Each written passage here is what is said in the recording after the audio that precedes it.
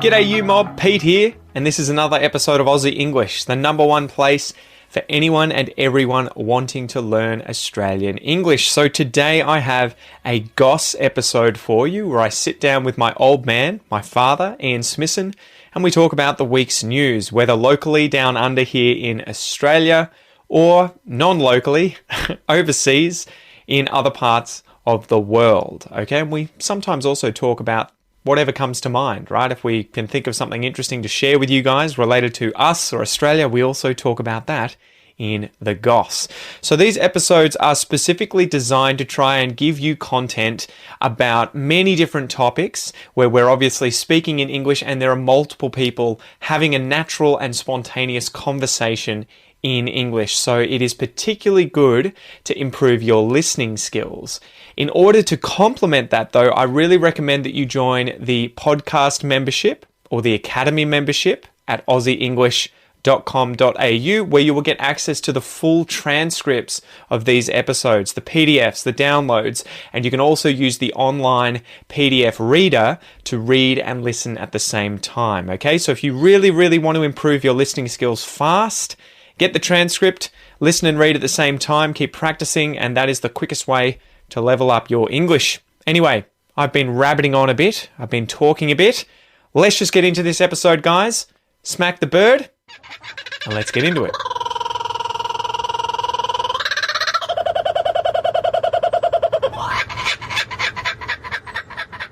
All right, so the next story that I had here that I thought was really cool was that scientists have just found 16 ultra black fish species that absorb almost nearly 99.9% of light. And I love that you just claim it. You're like, yeah, it's nearly 100%, but we can't say 100%.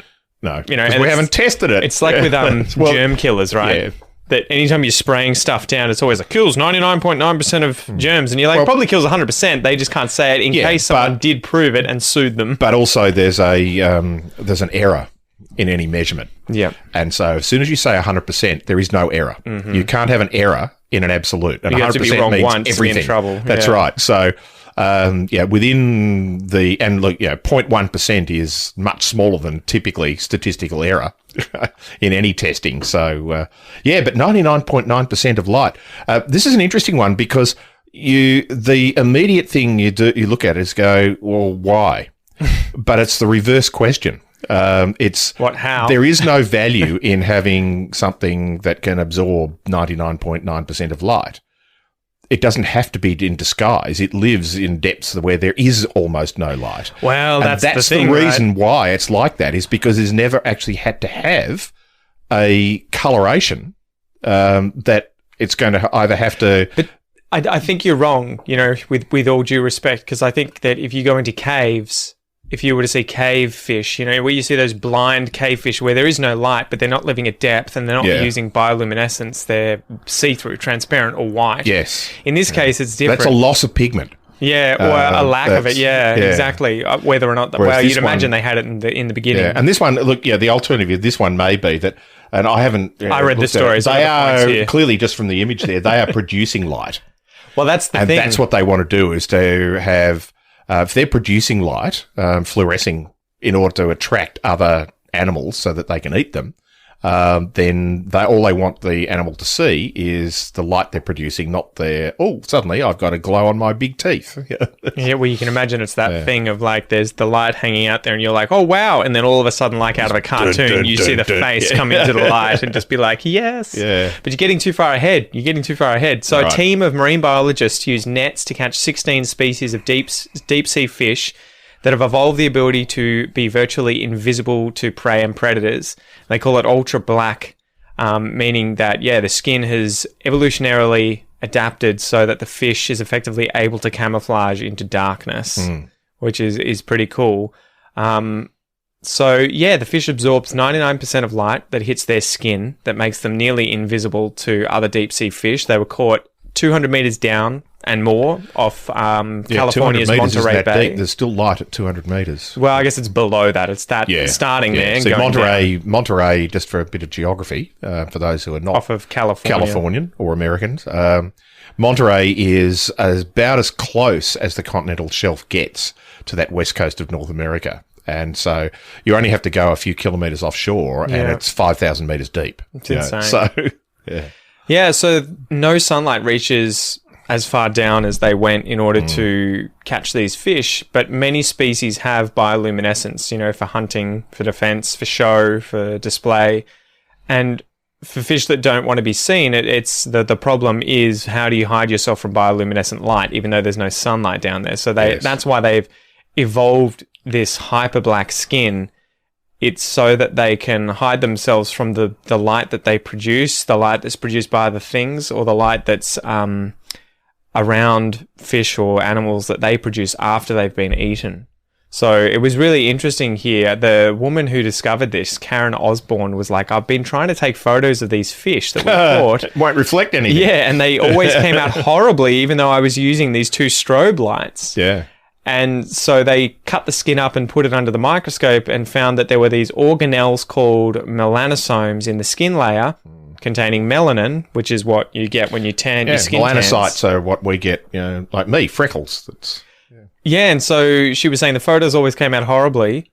They did this, and they found that the melanocytes, or the melanosomes, are so close together. What happens is the light comes in, and anything that doesn't get absorbed gets pushed into the next door neighbor melanosome and just gets absorbed. And presumably they're multi-layered, so that there's even the crack, even if it's very, very tiny crack, we'll just have another black layer underneath it. So. Yeah, well, and she was saying it was interesting because it's a very super efficient little material required, and you only need 2 layers. Yeah, it has built a biological light trap, so that and they've evolved multiple times in many different species. They're not a common ancestor that had that trait that's then shared it. So the examples were the thread-fin dragonfish using ultra-black skin during its adolescent years, but then losing it. So it uses it when it's defending itself because it's obviously susceptible to prey. Right. And then there was the... So once it becomes an adult, it presumably wants to be attracting mates. Or defending territory, or so it actually wants to, or it just wants to show off. Yeah, that because it's in order to change, then there has to be some sort of selection process, some need to change. Because if if you're young, then you'll stay that way as you get an adult. If it doesn't matter. Well, it could be unless there's energy required to maintain it. It could be that there's a lot of energy required in making and maintaining it.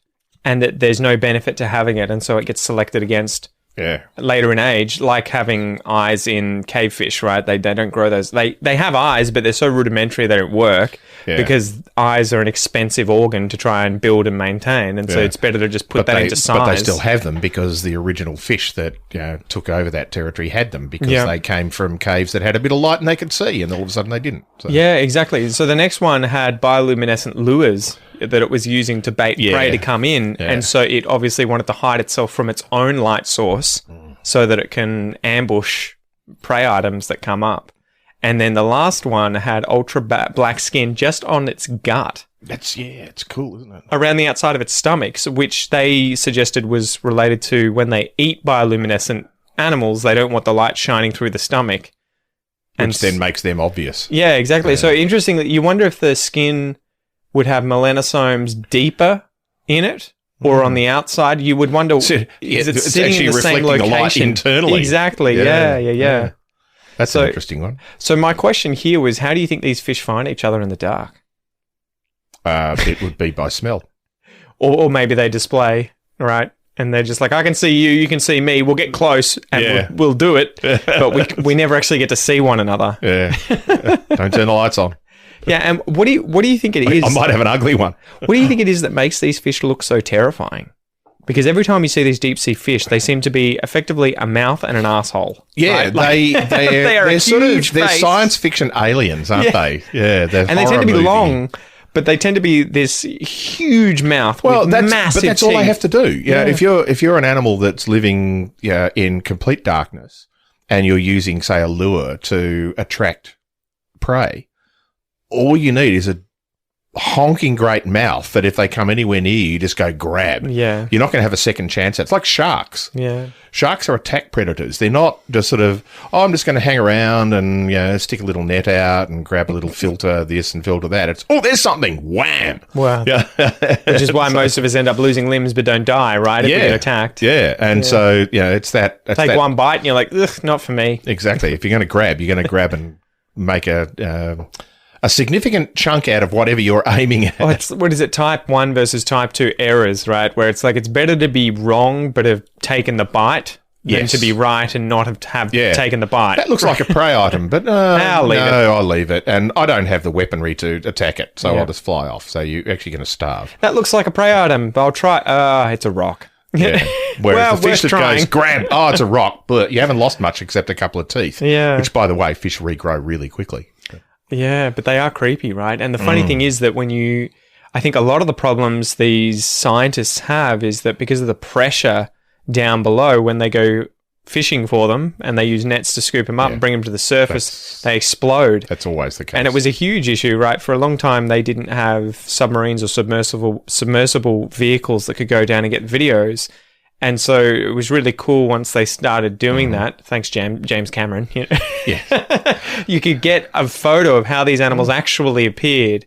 Like the ugly globfish or whatever it is, that really thing looks like just snot, human snot. Yeah, exactly. But under pressure, even the giant squid was a myth for hundreds of years. That because sperm whales feed on them.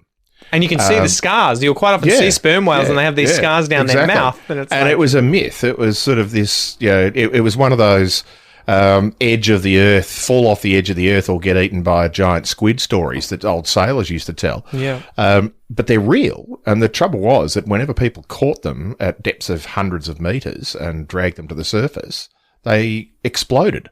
Yeah. And so, you never had a single specimen in really good condition.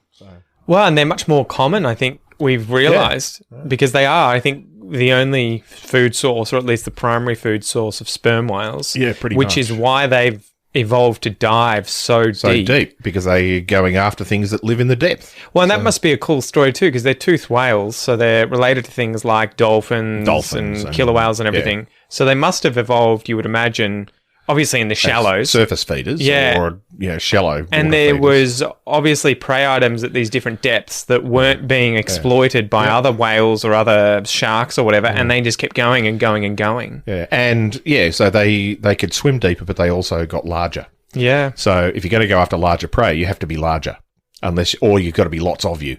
But so if you're going to be going after a thing that's up to 15 meters long, at least tentacles are 15 meters long, but the body parts of these animals are 3 or 4 meters long. They're big animals. Then you have to be a big animal to eat them. Yeah. Because you're not going to sit there and, pick away at it and chew a little bit off and so on. It's just grab it and swallow. Well, it's an interesting kind of thing. You wonder if the giant squid grew in size at the same time that it had pressure on it from a predator that was hunting it, because quite often with that sort with of large animals, competitive coevolution. One of them's either, especially when you have prey and predator, one of them tends to have grown large to try and become too big for predators to deal with, and then the predators are like, well, okay, I'll just get a little bit bigger. Elephants, yeah. The reason elephants exist is because your typical herbivore wandering around the plains of now Africa is a sitting duck, an easy target for tigers in Asia and lions in Africa. But if you get that big, they get, what are you going to do? Bring it on. Have you bite me? Did you ever see that video of, I think it was in India, where there's a guy on top of an elephant? I think they were hunting a tiger. They used to traditionally hunt tigers on... I think it had come too close to farmland, though. Elephants. Yeah. And there were two sort of weird things about it. Firstly, there was the guy on the elephant meters above, I think, what was grass or sugarcane, which was obviously a few meters high. And you just suddenly see this tiger. You see the grass move, and then it separate, and the tiger just flies out. And literally, just brings its paws wide, claws out, and just grabs the top of the elephant's head. you know, and the guy that was on the top of the elephant had his hand caught and lost several fingers. Oh, really? Yeah, from the tiger. But you just saw, like, holy crap. Yeah. The elephant's going, shake that Probably, off. yeah. Well, it was probably shat itself, but ran in the other direction. But it was, tis but a scratch. Yes, exactly. Survived to fight another day.